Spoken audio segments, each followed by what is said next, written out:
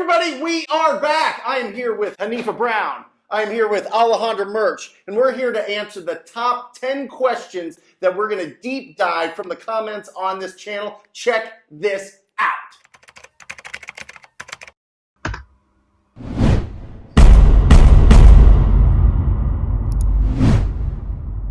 Hey everybody, it is Brent Daniels, Mr. TTP, known as America's most proactive real estate coach, also known as the grown-up Dash from The Incredibles. I see the comments that you make. So let's jump right in, guys. We have 10 questions that I feel need a real deep dive because we respond to all the comments, but some of them need a little bit more explanation, and that's what we're going to do. A little side note and a little disclaimer. I am not an attorney, so I cannot answer legal questions. I'm not a CPA. I cannot answer accounting questions. But you have an attorney on your team if you are reaching out to your title and escrow company and reaching out to their in-house counsel. You should be asking them these questions, sitting down with them. If you have any questions about the business, make sure you talk to them. Anything about paperwork, anyway about structuring your deal, talk to the attorney at the title company. They're going to make it as smooth as possible. Or if you're in an attorney state, talk to your closing attorney, have that conversation. The more deals you bring them, the more they're going to work for you really, really hard. So let's jump right in. Right, from King Cashton, number 1. What if you do not have PropStream? Do you add Zillow, Trulia, Redfin, estimates together and divide by 3? Is that how you get your ARV? Yeah, great question. Just make sure, and you can definitely do that. Just literally put the address in Google. All 3 of those will pop up. Click through them, go real quick, get the number, get their estimate of value, add them up, divide by 3. Now, if they're way off, if Redfin's at 150 and Zillow's at 80, there's going to be some issues there. So dive deep into that. You can use Redfin. That would be my preferred resource to be able to get in there. But when you're ready to level up, make sure you get into PropStream, ttpdata.com. Definitely check that out. It's $97 a month and it gives you everything. So that's definitely, but keeping it free, keeping it real, low cost in the beginning. Use those. Redfin is probably the one that I would favor the most because you can, if you scroll down to the bottom of the page, it allows you to adjust the comps to make sure there's not any weird outliers on there. So great question. All right, Hanifa, next question. Okay, so Sergio Anguinaga wants to know, what if there are no comps in the area that are close by, or the last house that sold was 2 years ago? Yeah, this happens, especially if you're going after properties that are a little bit outside the outskirts of town, a little bit more rural. It's a little bit tougher. So what you want to do is you want to rely on the real estate agent that is specializes in that area, right? Just reach out to him and literally just say, hey, listen, I'm buying this property. It needs a lot of work. If it's totally fixed up, what do you think you could sell it for? And start building that relationship. Having real estate agents in your squad is so critically important because they can let you know what people are actually buying it for. And if you're selling to a lot of flippers, that's the question they want to know is, what's the most can they sell these properties for once they're fixed up? Reach out to a real estate agent. If they're being rude, if they're being sassy, just move on. Don't be intimidated by them. Have a really good conversation. Remember, it's all about your tone of voice, and you got to be likable. So have a really good tone when you call them up. Have some energy and enthusiasm. Don't feel intimidated by them. They'll sniff it out in a second. And there you go. So number 1 best way to understand if you have a deal is put it in front of your cash buyers. Yep. Buyers determine value on everything. I don't care if it's a tube of toothpaste or if it's a house. I'm telling you, the buyers determine. It's not the appraisal. It's not what an agent thinks. It's not what you think. It's what a ready, willing, and able cash buyer is willing to pay for it. Yep. That's it. Yep. Boom. Good answer. Good answer. All right, Alejandra, next question. Next question is from Kim Curry. And she said, if I use PropStream for leads to generate cold calling lists, should I rule out driving for dollars since PropStream has all the vacant homes already on there? Kim, listen to me. No, you need to build your driving for dollars list. This is where you're going to get the biggest, juiciest deals. I'm telling you, The money. ugliest houses is where you're going to make you're going to put together incredible deals. So keep building your driving for dollars list, even though you can pull it from PropStream. Remember, you're not the only one pulling it from PropStream. The only custom list that you can have is you actually putting the sweat equity in either virtually behind your computer. If you need any instruction on that, check out our video on virtual driving for dollars, or get in your car and get out there right now. Good? Good. Hey, before the next question, you didn't know this, but I have a mindset assassin here sitting right next to me. Hanifa, talk to everybody about your background, your education, what your passion is through your social media. Wonderful. Yep. So I have a background in transformational psychology, and I focus on helping people level up to the next level and wherever they're at. That could be in their personal life, it could be in your business through entrepreneurship, but basically utilizing the tools of subconscious intervention to remove any blocks and help you to move forward. Remove stagnant energy. Let's go. Let's go. It's absolutely phenomenal, guys. Definitely check out her Instagram. Hanifa_Brown. If you have any questions, shoot me a DM. We can set something up. Awesome. Next question. All right, next question from Denise Lorraine. Brent, wondering how you get buyers to not back out when they see your assignment fee, or the seller to not back out once they get to the closing table, since you indicated that you have an average of $27K on assignment fees. Yeah, we average $27,000 on our deals, and I'm telling you, I get this question a lot from the TTP students and just people through YouTube, and I think it really needs to be broken down. Here's the thing. Certainty and likability, right? That's going to build your confidence. If you're certain about your pricing and you're likable, you're not a jerk out there in the community, people are going to applaud you for getting really big deals. I'm telling you, if you have a really big deal, have a conversation with the buyer and say, hey, listen, we negotiated like crazy with this. This is one of the 1 in 1,000 that we hit a home run on. Do you have any issue with us making a big spread on this deal?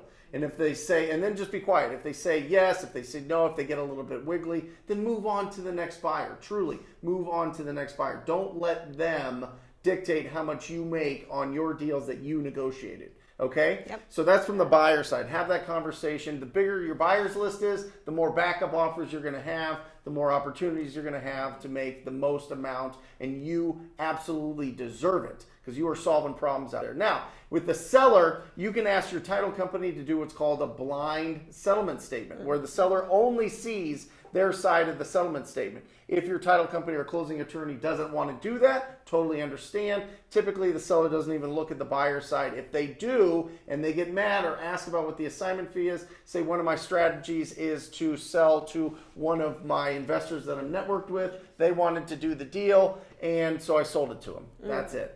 At the end of the day, the net to the seller is the same, and as long as it's the same, then they're typically okay. So don't overthink it. I think a lot of times we think that it's going to screw it up, or I think what that question really comes from is you don't feel like you really deserve that big of a check. I didn't want to go there, but that's definitely confidence. Right? Yeah, confidence.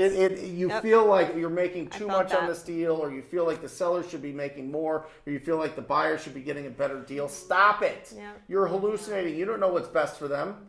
They have their own lives, okay? Put it out. See how much you can make on it. You're providing an unbelievable service. Be confident that you should be doing massive deals as quickly and as often as possible. Great answer. Next question. All right, this one is from Jalen Foster. Hey, Brent, should I keep all the numbers that come from Batch?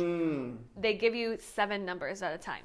Yeah, guys, batchskiptracing.com. That's where you go to get the most accurate phone numbers for the addresses that you're trying to get a hold of. So a lot of times they come back with up to 10 numbers. What we use in our business, we only keep the first 3. The way that it works is the most likely number is going to be the first, and then second, third, and it's all a percentage base. So by the time it gets to the 7th or 10th, you're really wasting your time with dead numbers, faxes, numbers to tenants or other family members. So I only do the first 3. A lot of people do just the first 5. So you don't have to do all of them. You're going to be wasting your time. You're going to be spinning your wheels. You're going to be having conversations with people that have no idea about the property. So 3 to 5, that is the key. Isaiah Jones wants to know, Brent, where do you get your list scrubbed for DNCs? Yeah, Isaiah, great question. DNC.com. DNC.com, that's where you upload your list, it'll scrub it and give you back the numbers that are not on the DNC. So super easy. All right. This one is from Reckon ENT. Okay. Interesting YouTube name. Anyways, hey Brent, I would like to know your thoughts on getting a job as an acquisition associate for a wholesale business into a way of wholesaling. That's great. So first of all, you have to decide who you want to work for. And I think this is really, really, really important. And I think this is a huge advantage. And I think it's a really smart plan and a really smart question. Because if you can get in and get the experience of working as an acquisition manager for somebody that knows what they're doing, you're gonna cut your learning curve down incredible. But you have to make sure that the owner of the business and the training and the management and everything is there and is on point. You don't want to get in there with the expectations that you're going to get this amazing mentor that's going to help you out, but they're golfing 7 days a week. They're never there, right? Yeah. And this happens all the time in real estate, all the time in wholesaling. You know, you get to the point, people want financial freedom. Yeah. Once they get the financial freedom, they have freedom of schedule. So I would say find somebody that's on their way up, maybe somebody that hasn't made it to that $1 million, $2, $3, $10 million business yet. Catch somebody when they're at their $500,000 to $800,000 business, because they're still in it day to day. They're going to pour into you more, and you're going to see that business grow, and you're going to be a part of it, and it's going to really feed that part of you that wants to grow and learn and do something special in this business. So find somebody that's not all the way at the top, because they're not going to have time for you. They've already made it. Find somebody on the climb up. And what I would say is, go to once everything gets loosened up, if you can go to real estate investing associations, groups, meetup groups, or find the groups that are online. Reach out to the admins of the Facebook groups that are fix and flip groups, real estate investing. See who is looking for a really good acquisition manager. And then here's the thing, it's your choice. Don't just go with the first one. Make sure it feels good in your gut, and make sure that you see and meet the other people that work there and see what they think about the culture of that business, because you don't want it to crush your soul and your dreams working somewhere that they just don't care about you. So, that's Hanifa. Gustavo Rasso wants to know, can you go over building a team?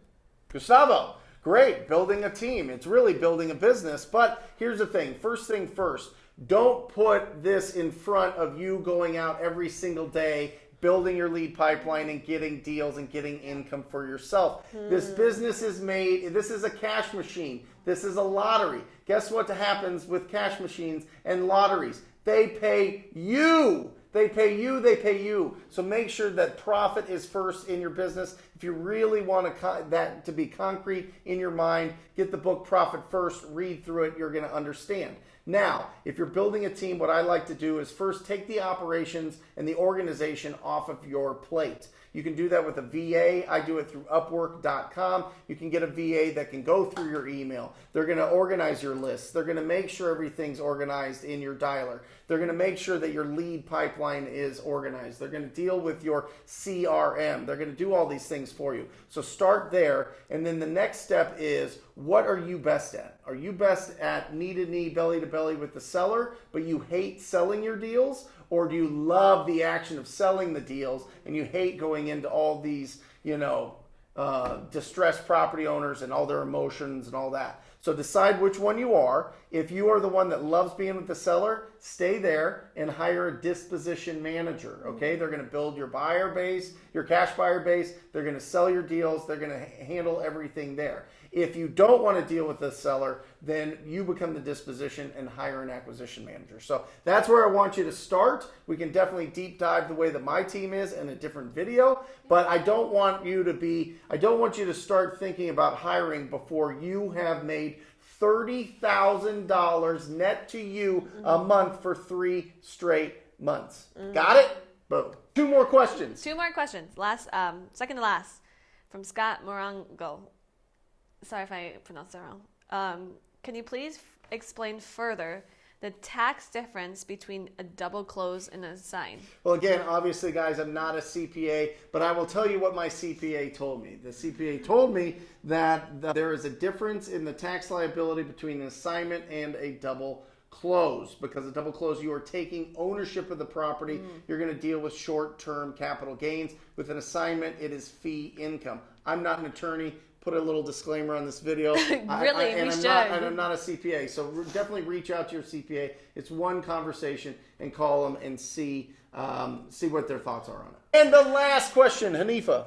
Sabrina Martinez wants to know, do you verify the number before text blasting?